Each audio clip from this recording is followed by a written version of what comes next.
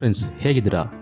Friends, ನಿಮ್ಮಲ್ಲಿ ತುಂಬ ಜನಕ್ಕೆ ಕ್ರಿಕೆಟ್ ಬಗ್ಗೆ ಗೊತ್ತಿರುತ್ತೆ, ಅದರ ರೂಲ್ಸ್ ಬಗ್ಗೆ ಕೂಡ ಗೊತ್ತಿರುತ್ತೆ, ಅದು ಯಾವಾಗ ಶುರು ಆಯಿತು ಅಂತಲೂ ಗೊತ್ತಿರುತ್ತೆ. ಆದರೆ ಇದೇ ತರಹ ಒಂದು ಗೇಮ್ ಮಯಾನ್ ಕಾಲದಲ್ಲೂ ಆಡುತ್ತಿದ್ದರು ಅಂತ ಗೊತ್ತಿಲ್ಲ ಅಂದರೆ ಈ ವಿಡಿಯೋ ನಿಮಗೋಸ್ಕರನೇ.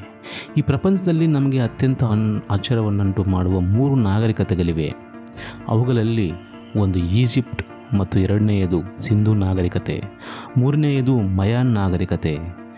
ಭವಿಷ್ಯವನ್ನು ಊಹಿಸುವುದು, ಸೂರ್ಯನನ್ನು ಭಕ್ತಿಯಿಂದ ಅಲಿಯುವುದು, ಪಿರಮಿಡ್ಗಳನ್ನು ನಿರ್ಮಿಸುವುದು ಇತ್ಯಾದಿ ಮಾಯನ್ನರಿಗೆ ಸಂಬಂಧಿಸಿದ ಅನೇಕ ಆಸಕ್ತಿದಾಯಕ ವಿಷಯಗಳಿವೆ. ಅವುಗಳಲ್ಲಿ ಒಂದು ಬಾಲ್ ಗೇಮ್.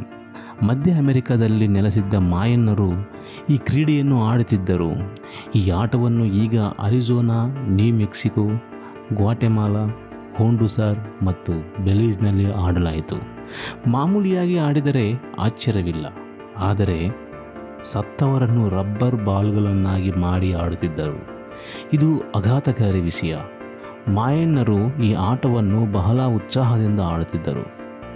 ಅವರ ಸಮಾಜ ಮತ್ತು ಸಾಂಸ್ಕೃತಿಕ ಅಂಶಗಳಲ್ಲಿ ಅವರು ಈ ಕ್ರೀಡೆಗೆ ಹೆಚ್ಚಿನ ಪ್ರಾಮುಖ್ಯತೆಯನ್ನು ನೀಡುತ್ತಿದ್ದರು.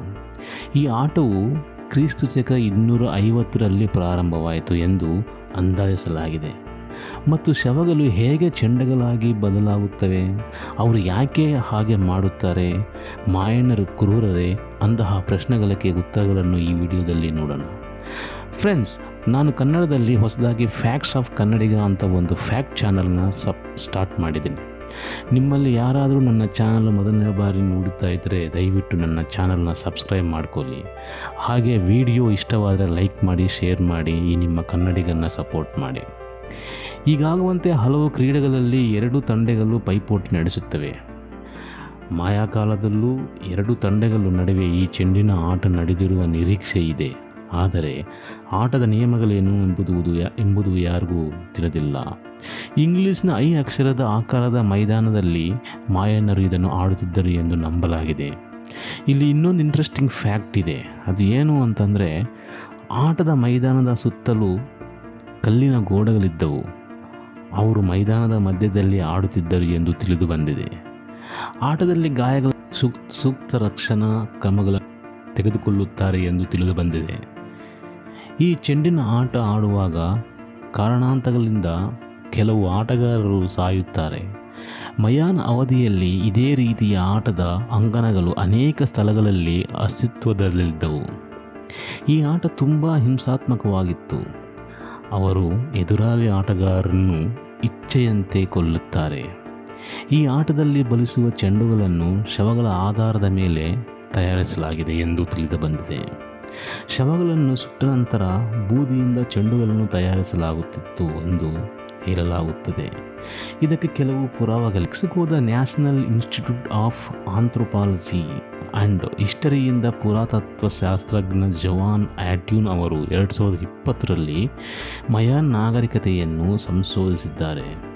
ಆ ಸಮಯದಲ್ಲಿ ಅವರು ನೆಲದಲ್ಲಿ ಬಂದಿಖಾನೆಯನ್ನು ಕಂಡುಕೊಂಡರು. ಇದು ಮೆಕ್ಸಿಕೋದ ಚಿಯಾಪಾಸ್ನಲ್ಲಿರುವ ಟೋನಿಕಾ ಪಿರಮಿಡ್ ಅಡಿಯಲ್ಲಿದೆ. ಇದು ಸಾವಿರಾರು ವರ್ಷಗಳಷ್ಟು ಹಳೆಯದು ಎಂದು ತೀರ್ಮಾನಿಸಲಾಗಿದೆ. ಕತ್ತಲೆಯ ಕೊನೆಯೊಳಗೆ ಹೋದ ಸಂಶೋಧಕರಿಗೆ ಎಲ್ಲವೂ ಗೊಂದಲಮಯವಾಗಿತ್ತು. ಒಳಗೆ ಕೆಲವು ಗೊಂದಲಮಯ ಮೆಟ್ಟಗಳಿವೆ. ಸಾಕಷ್ಟು ಸಣ್ಣ ಕೋಟಡಿಗಳು, ಅವುಗಳಲ್ಲಿ ಸುಮಾರು 400 ಅಕ್ಷರಗಳನ್ನು ಗಮನಿಸಲಾಗಿದೆ. ಅವು ಕಲ್ಲಿದ್ದಲು, ಬೂದಿ, ಸಸ್ಯದ ಬೇರುಗಳು ಮತ್ತು ನೈಸರ್ಗಿಕ ರಬ್ಬರನ್ನು ಒಳಗೊಂಡಿವೆ ಎಂದು ತಿಳಿದಿದೆ. ನೆಲಮಾಳಿಗೆಯಲ್ಲಿನ ಪಾತ್ರಗಳಲ್ಲಿನ ಬೂದಿ ಮಯಾನ್ ಆಡಳಿತಗಾರರ ಮೂಲೆಗಳಾಗಿರಬಹುದು ಎಂದು ಪುರಾತತ್ವಜ್ಞರು ಅಂದಾಜಿಸಿದ್ದಾರೆ. ಮೂಲೆಗಳನ್ನು ರಬ್ಬರ್ ಚೆಂಡುಗಳಾಗಿ ಪರಿವರ್ತಿಸುವ ಮೂಲಕ ಸತ್ತವರು ತಮ್ಮೊಂದಿಗೆ ಶಾಶ್ವತವಾಗಿ ಉಳಿಯುತ್ತಾರೆ ಎಂದು ಮಾಯನ್ನರು ನಂಬಿದ್ದರು ಎಂದು ಹೇಳಲಾಗುತ್ತದೆ. ಹೀಗೆ ಮಾಡುವುದರಿಂದ ಸತ್ತ ಆಡಳಿತಗಾರರು ಅಮರರಾಗುತ್ತಾರೆ ಎಂದು ಮಾಯನ್ನರು ನಂಬಿದ್ದರು ಎಂದು ಅಂದಾಜಿಸಲಾಗಿದೆ. ಪುರಾತತ್ವಜ್ಞರು ನೆಲಮಾಳಿಗೆಯ ಸಮೀಪವಿರುವ ಆಕ್ಸಿಲಾನ್ ಪ್ರದೇಶದಲ್ಲಿ ಕೆಲವು ಪ್ರತಿಮೆಗಳನ್ನು ಕಂಡುಕೊಂಡರು. ಅವರು ಚೆಂಡುಗಳನ್ನು ಎಸೆಯುವ ಹಾಗೆ ಚೆಂಡುಗಳಲ್ಲಿ ಸತ್ತವರ ಅವಶೇಷಗಳು ಕಂಡುಬಂದಿವೆ. ಆದ್ದರಿಂದ ತಜ್ಞರು ಈ ಅಂದಾಜಿಗೆ ಬಂದಿದ್ದಾರೆ. ಆದ್ದರಿಂದ ತಜ್ಞರು ಈ ಅಂದಾಜಿಗೆ ಬಂದರು. ಆದರೆ ಮಾಯನ್ನರು ಅದನ್ನು ನಿಜವಾಗಿ ಮಾಡಿದ್ದಾರೆಯೇ ಅಥವಾ ಇಲ್ಲವೇ ಎಂಬುದು ತಿಳಿದಿಲ್ಲ. ಇದಕ್ಕೆ ಯಾವುದೇ ದೃಢವಾದ ಪುರಾವೆಗಳಿಲ್ಲ.